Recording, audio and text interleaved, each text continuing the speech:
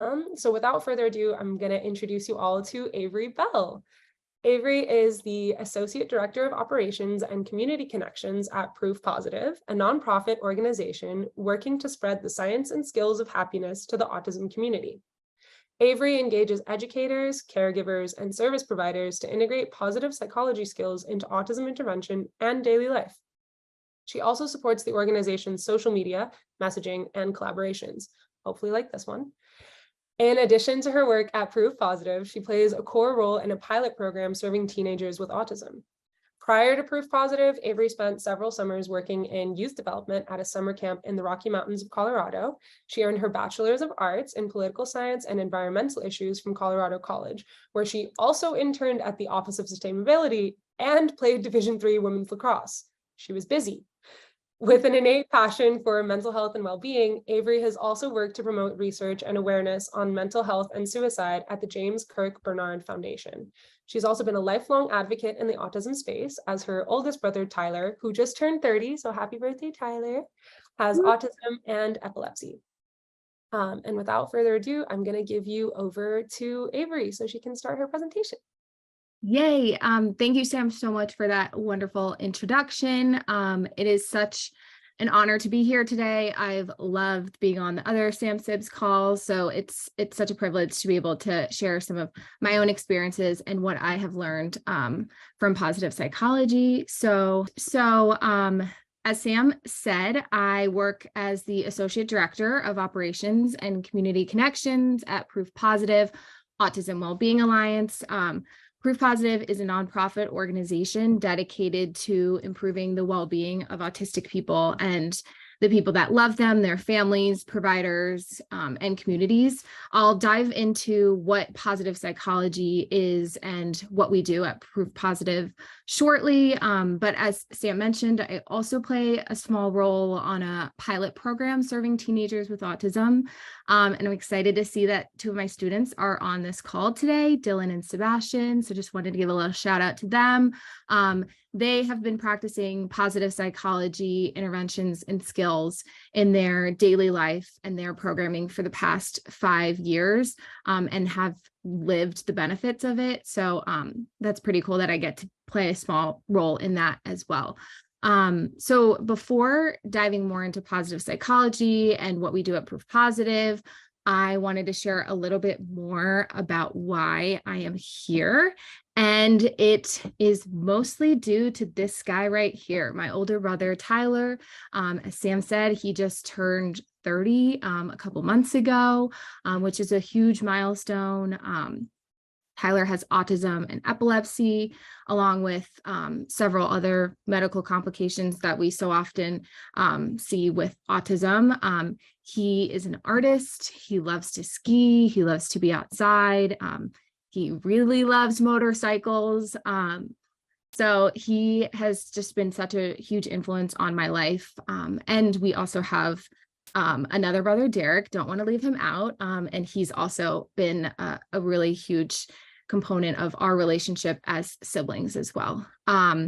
So about 15 years ago, my family was introduced to Katie Curran, who is also the Chief Wellbeing Officer and a founder at Proof Positive. And Katie was known for having a very innovative approach to autism intervention, looking at her students through their strengths rather than through their deficits. And after getting her master's in applied positive psychology at the University of Pennsylvania, she actually began integrating positive psychology interventions into my brother's programming, as well as into my family's day-to-day life, whether that was helping us to start a gratitude journal, or teaching us to be aware of each other's strengths and to capitalize on those strengths and interests and passions. And so she has really taken this approach to look at the well-being of all of us, and put well-being at the forefront of autism intervention. And that is really what leads me here today and what got me so interested in Proof Positive. And her vision is what started all of Proof Positive. We're also super lucky to have Patricia Wright, who's on this call, our executive director, who has brought so much experience in the autism space and so much zest and passion for the well-being of all people to our work at Proof Positive. So I'm excited to share with you all some of the skills of positive psychology that I've learned throughout my life and working at Proof Positive that have helped to strengthen my sibling relationships and also enhance my well-being. So just some goals for today. I'm going to tell you a little bit more about what we do at Proof Positive, and then we're going to dive into what is positive psychology. I know it can be a newer term to a lot of people, so we're going to talk about what positive psychology is, as well as the Perma-plus theory of well-being. And then I'm going to share some of the science and skills of happiness that have helped to strengthen my relationship with Tyler and enhance my own well-being that maybe you might be interested in trying to apply to your own life or to your sibling relationships. So to start, Proof Positive, we really believe and imagine a world where well-being wins for everyone. So that includes autistic people and their families, communities, siblings. So we are dedicated to improving the well-being of autistic people and their families, providers, and communities by intersecting autism services with positive psychology. Simply put, we are spreading the science and skills of happiness. How do we do this? So we offer ready-to-go free resources for people to learn, practice, teach, and spread well-being for themselves, and for others. A lot of these resources can be used for yourself. They can be used with your family. If you have students, they can be used with your students in a work team, with a sibling, or even with friends. We also offer an array of teaching materials, from teaching slides and notes to supplementary resources, mainly for students or potentially your siblings to be able to learn these positive psychology skills for themselves. So we currently have a couple skills up on our website, including Jolts of Joy, Character Strengths, What Went Well, and most recently launched just yesterday, the Perma-plus Snapshot. And throughout the next couple months, we'll be launching some additional skills. We are also committed to providing the autism community with science-based resources and the latest information to support well-being. We're spreading the science of happiness. So on our site, we have several research studies that we've sort of gathered and centered on a variety of well-being topics. So if that's something that interests you, feel free to explore that further. So why does autism need positive psychology? We know that the life course outcomes for autistic individuals are not as great as we would want them to be. A disproportionate number of people with autism struggle with anxiety, depression, loneliness, suicidality. That also is a part of parent stress and sibling stress as well. We know that there's high degrees of mental health challenges within families of people with where there is a person with autism. And we also know that a lot of the traditional autism services are designed for to address deficits with not as much focus on strengths and well-being. So that's where we see positive psychology coming in and sort of helping to shift the narrative from being very deficit-based to being more strengths and well-being focused.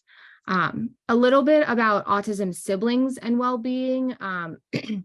Sibling relationships, we know that they manifest in both positive and negative outcomes. I'm sure many of us who are siblings have sort of experienced the mixture of emotions that so often come with having a sibling with autism.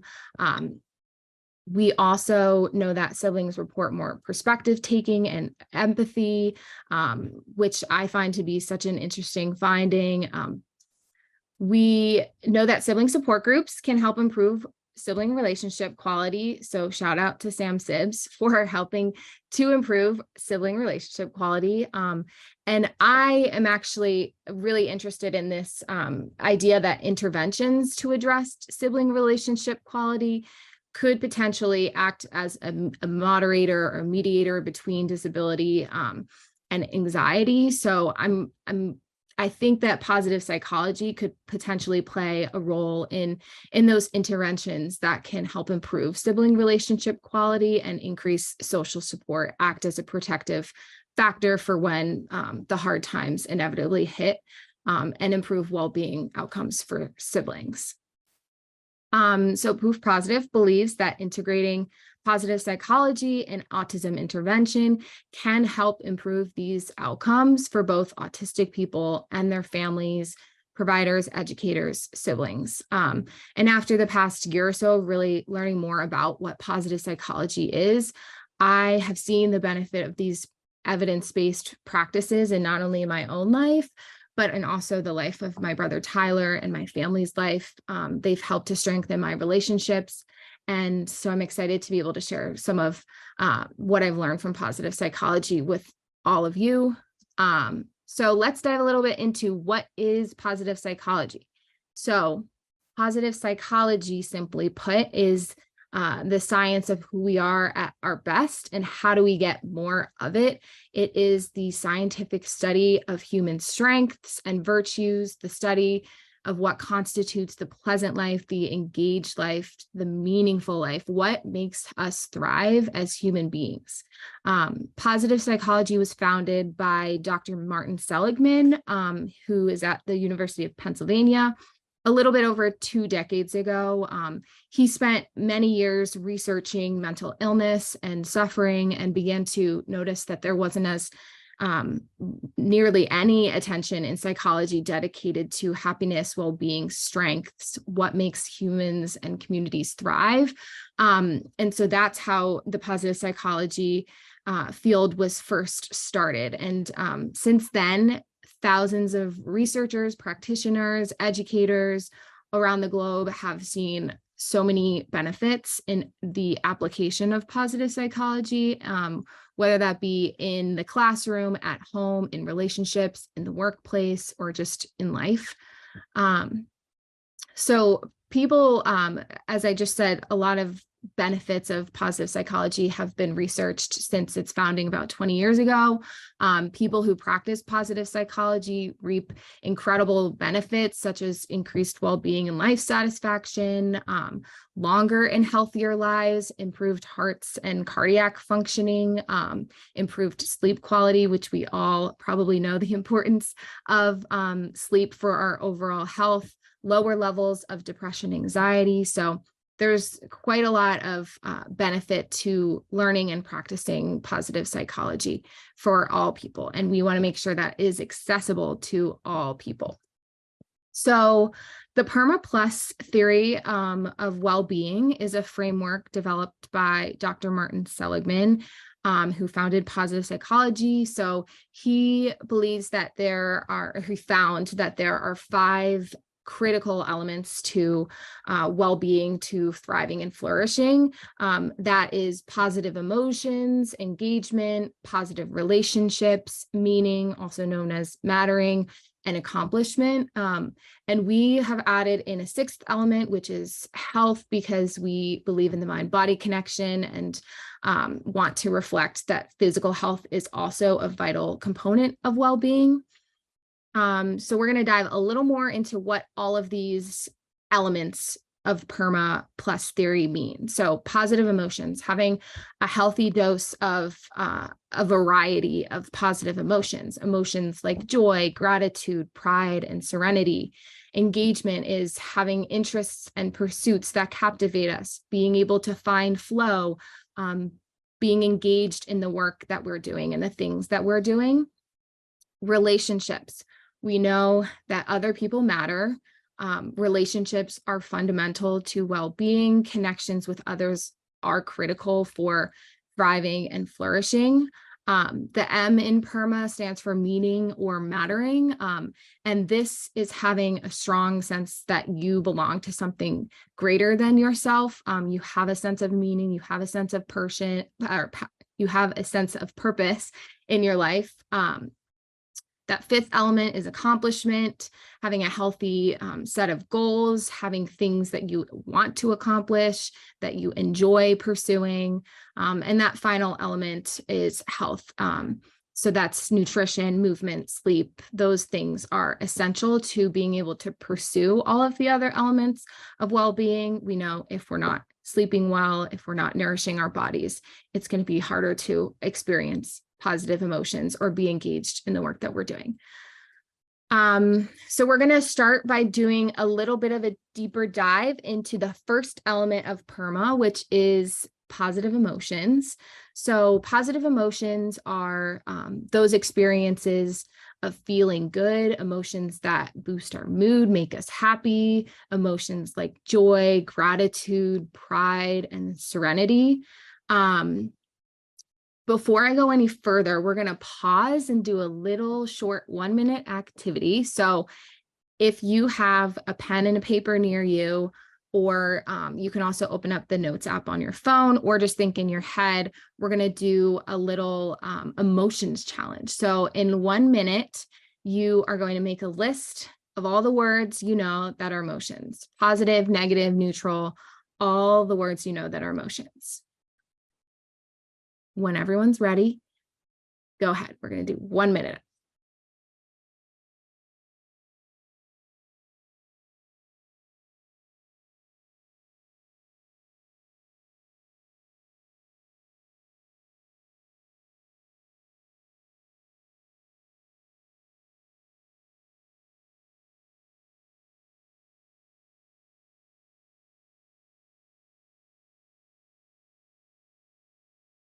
Have about 30 seconds left.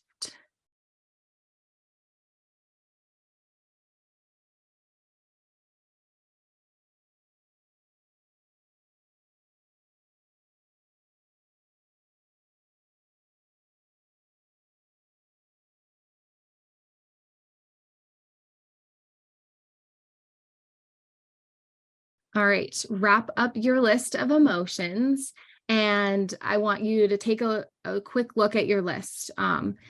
If you are like most other people that have played this little emotions challenge before, you likely have more negative emotions on your list. So those negative emotions may have come easier to you, negative emotions like sadness, anger, anxiety, stress, because we as humans are predisposed for the negative.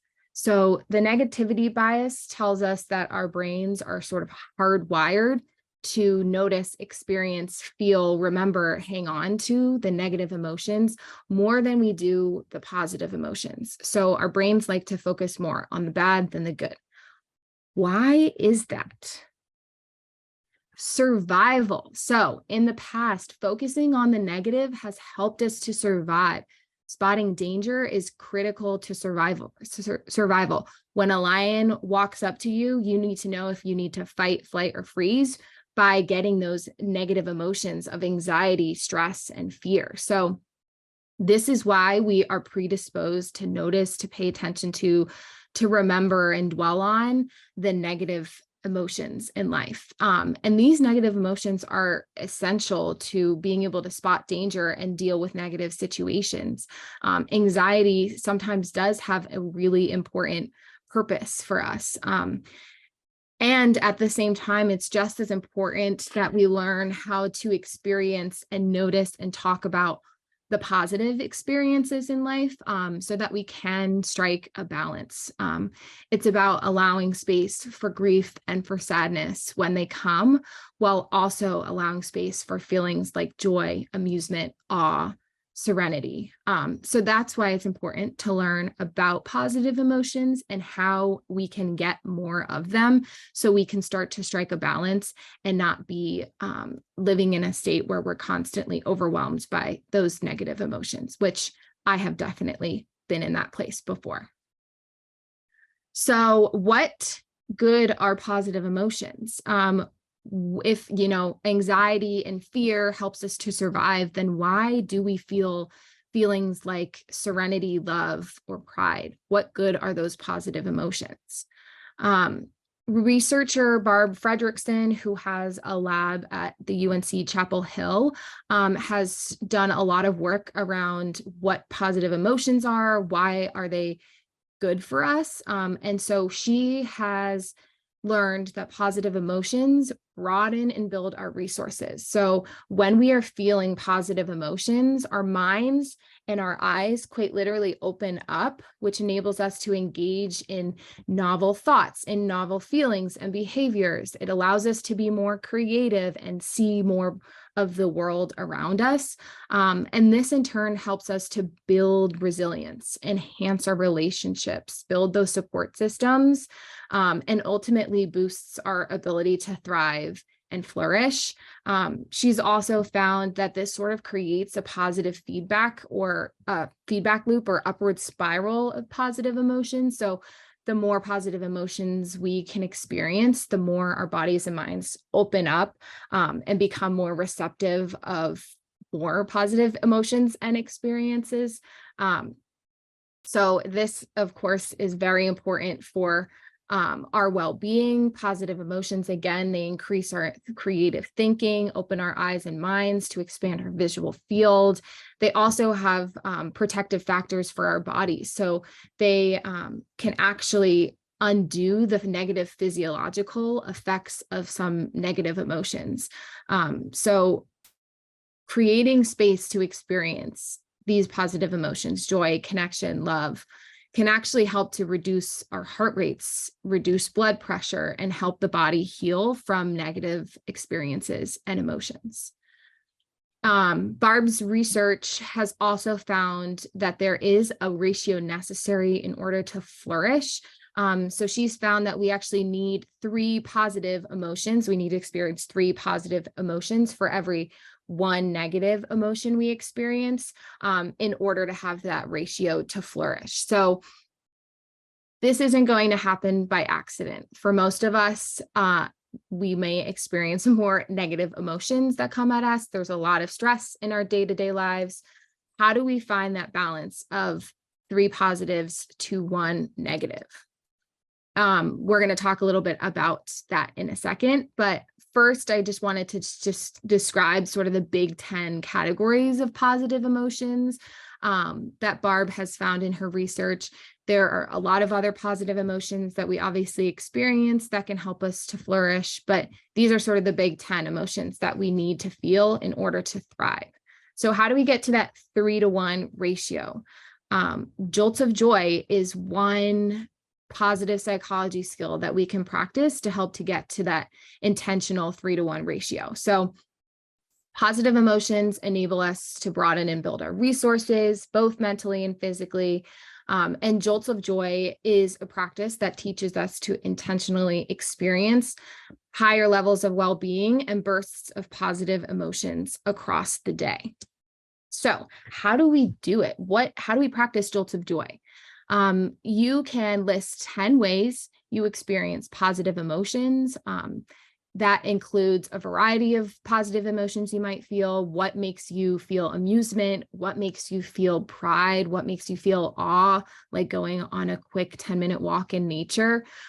These are just quick, easy bursts of jolts of joy that you can do throughout the day to help to increase those the amount of positive emotions you're feeling. I like to place my list of potential, I have a list running of jolts of joy that I keep right next to my desk. So if I'm, not even if I'm just like not having a great day, but on a regular basis, I can look at that list and quickly see things that I can do to be a jolt of, to have a jolt of joy. It's important to make sure that you are doing them on a regular basis, make it a routine, make it a practice. And then it's also important to consider how you might be a jolt of joy for others. So maybe that's giving somebody a call and sharing a good part of your day. That can be a jolt of joy for someone. Maybe it's writing them a gratitude letter. There's lots of ways that we can be jolts of joys for a sibling, a parent, a friend, or even just a stranger on the street. These are some examples of jolts of joy that might work for you or somebody else. I have really loved practicing jolts of joy with Tyler. I've started to more intentionally create those moments for shared joy by doing things that I know are a jolt of joy for us. So that might be going on a walk with our dog, Kona, or painting together, or even just doing a quick FaceTime with my brother is such a jolt of joy for me. And I know those things make me feel those positive emotions. So these are just some examples of little micro moments that you can put into your day to act as a jolt of joy. So if you're interested in learning more about jolts of joy and how you might be able to practice or teach this skill, you can feel free to check out our array of resources on our website at Proof Positive. We're going to talk a little bit about one of those positive emotions that came up, which is gratitude. And we're going to do another skill surrounded by gratitude. So gratitude is the practice of training our brains to focus on the good each day. There is so much science that says that people who practice gratitude on a regular basis live happier and healthier lives.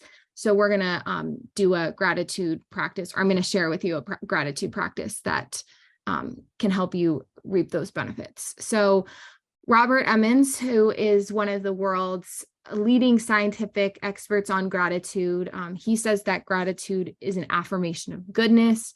We affirm there are good things in the world, gifts and benefits we receive. We acknowledge that other people gave us many gifts, big and small. So those small moments of gratitude to help us achieve goodness in our own lives and reap those well-being benefits for us. So what are the barriers that keep us from practicing gratitude? Many of us have probably heard the sayings, be thankful for what you have, count your blessings. We know that gratitude is important for us. It is good for us, but many of us, myself included, have a really hard time actually putting that into practice. Some of that is due to the negativity bias that we've been conditioned to focus on the negative. Some of that may be time constraints or the impact of a big life event that is adding a lot of stress. So how can we be more intentional about actually integrating gratitude into our day-to-day to help strike that balance? What went well is one of the practices that can help us do that. So what went well is the act of training your brain to mindfully notice, remember, and track the good things that happen each day. People who practice what went well or who practice gratitude reap so many benefits. They are happier, healthier, and live longer. They find greater meaning in their work. They have stronger relationships and increased social support. These are really important things when it comes to sibling relationship quality and sibling satisfaction or life satisfaction for siblings. We know that there are profound impacts of practicing gratitude on both our own lives and other people's lives. So how do we practice what went well? You can get a journal, a notepad, or an app on your device and write 3 good things from each day. So on your list, you can include the obviously positive, which could be, for example, you got really good feedback on a project. That can also be the silver lining moments, like I hit traffic on my way to work, but I got to call my mom and talk to her on the phone. Or it could also be the absence of a negative. So my brother didn't engage in any perseverative behavior at the dinner table today. So it's important to know that this is a skill, and it's sort of like you would go to the gym and work on training your muscles to get stronger. You also need to practice and train your brain on a regular basis to start spotting the good things, and it will start to get easier as you do it and really make it a routine and a practice. At Proof Positive, we practice what went well on a regular basis by sharing good things that have happened in our day-to-day or at work on team calls. We also have a shared what went well Jamboard that we use, where we can collectively add things that have been going well for us and react to each other's good news. What went well is something that I use with my family too. Every now and then, like my mom and I send a text exchange, what went well for you this week? And I think that's been really helpful in being able to strike a balance in and noticing those positive moments that happen in our lives. And I've definitely seen an impact on my relationship with Tyler by practicing what went well. So when I spend time with him, I leave my time with him by trying to think about and write down what went well with him. And that's had a pretty great impact on my well-being and how I view our sibling relationship. Again, if you're interested in learning more about how to practice what went well, you can go to our website. We have lots of resources available for you or for a sibling or for a friend. The final skill I'm going to focus on, which is also my personal favorite, is character strengths. So this positive intervention is the skill of identifying character strengths and really shining the light on what is right with you, what is right with your families, what is right with humans. It's the skill of who are you at your best. So a focus on what is right about you and others has a really great impact on our well-being, on our relationships, on our engagement. So just as a brief history of character strengths. So we know that diagnosing what is wrong is critically important to mental health. But what about diagnosing what is right? So researchers, Martin Seligman and Chris Peterson, they came together and began to study what is right with us as humans, what makes us thrive, and what are the character strengths that can help us and enable us to do so. So they really wanted a companion guide to the DSM-5 that would help to diagnose what is right with humans. So they then did some research across the world about what are the universally valued character strengths that exist across cultures and throughout time. And through their research, they discovered 24 strengths that were identified as being valued by humans across cultures and have held value throughout history.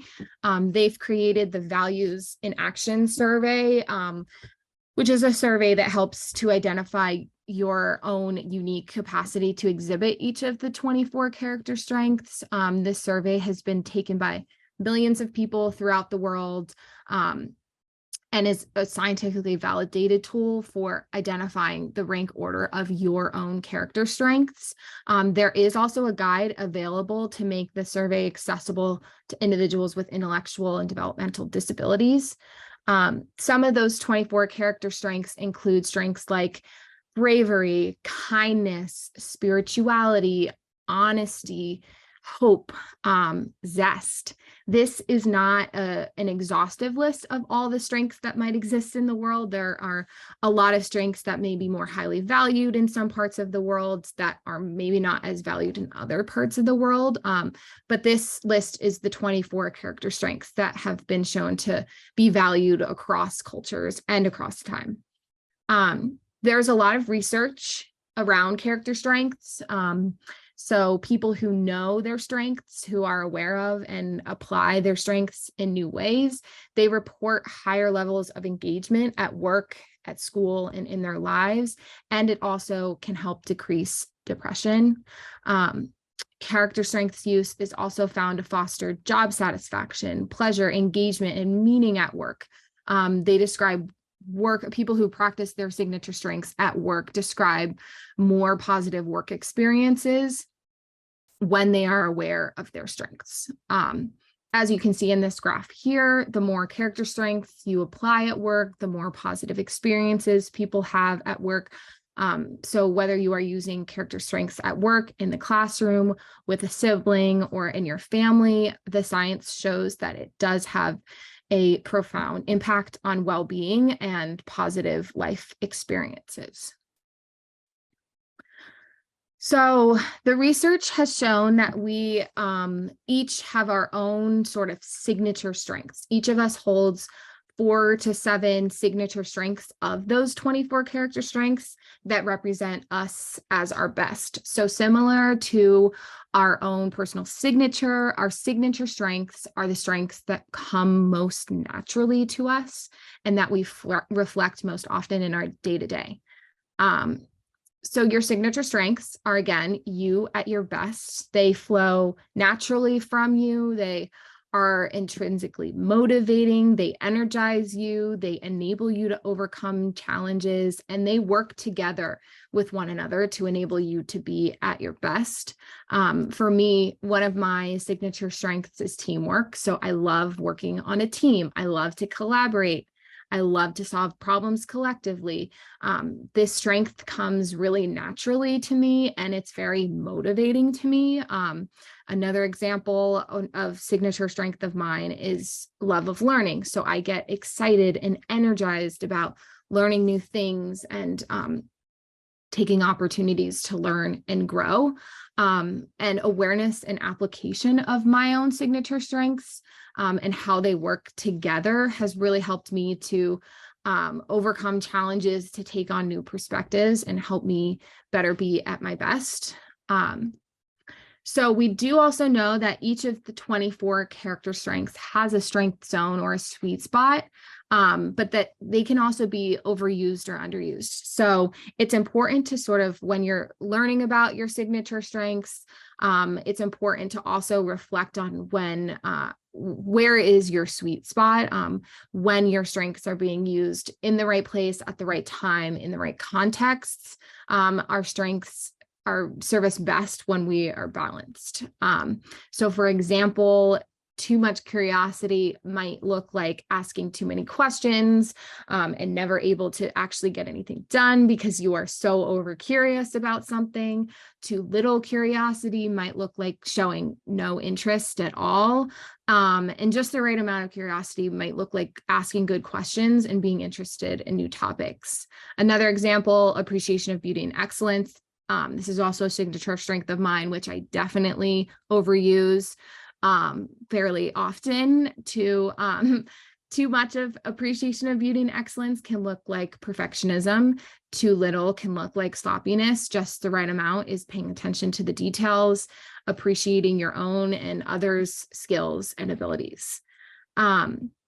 So once you discover your own signature strengths, it can be really helpful to consider how you might overuse them and also approach that with compassion for yourself, and how you might underuse them and how you might help guide yourself when you might be in underuse of a signature strength.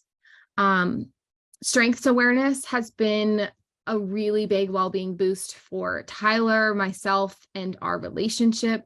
Tyler was not able to access the VIA survey himself, even the one that was adapted for those with intellectual and developmental disabilities.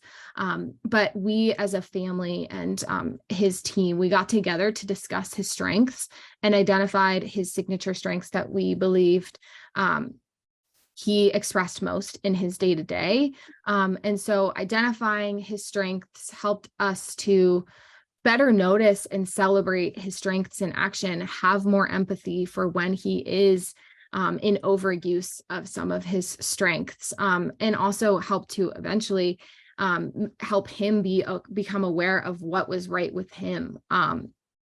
So really transforming the narrative from deficits-based to strengths-based helped improve both of our well-being, more mindfully find opportunities for Tyler to engage in his strengths and to celebrate them, like his appreciation of beauty and excellence in his love and precision of when he paints, or his love that he shows to our dog Kona in taking her on walks and taking good care of her, and his humor in the smile that he shares with the world. His contagious laugh is something that I appreciate very much. So how can you practice character strengths? Whether this might be for yourself, for your sibling, for family, for a student. So you can go to the viacharacter.org and complete their free survey, which takes about 15 minutes. And start to identify and become aware of your own unique signature strengths. You can do this with a sibling. As I said, there is a guide available to make the survey accessible to individuals with intellectual and developmental disabilities. You can also do it with your family and your siblings team if that is something that works for you, as I did with my family. And once you start to sort of get to know each other's strengths, whether that's in your family, in your team, in your school, you will start to notice and create opportunities to use your strengths, to celebrate other people's strengths, to spot those in day-to-day life and really celebrate what is right with you and those around you. So we have lots of resources available on Proof Positive's website around character strengths, again, if that's something that interests you. Thank you so much. That is the last bit of my presentation on positive psychology and autism sibling relationships. A lot of positive psychology has really helped me to strike a balance in my day-to-day and to be able to find moments for shared joy and to celebrate strengths. And I've seen such a huge impact on my own well-being and the well-being of my brother and my family. And I am so grateful to be able to share some of what has helped me and impacted me with all of you. So thank you so much for having me. Thank you, Sam. Thank you to Sam Sibs. Thank you all for coming and listening to me. If you are interested in following Proof Positive's work, you can sign up for our monthly newsletter where we share some of our skills of the month, and also be sure to follow us on social media.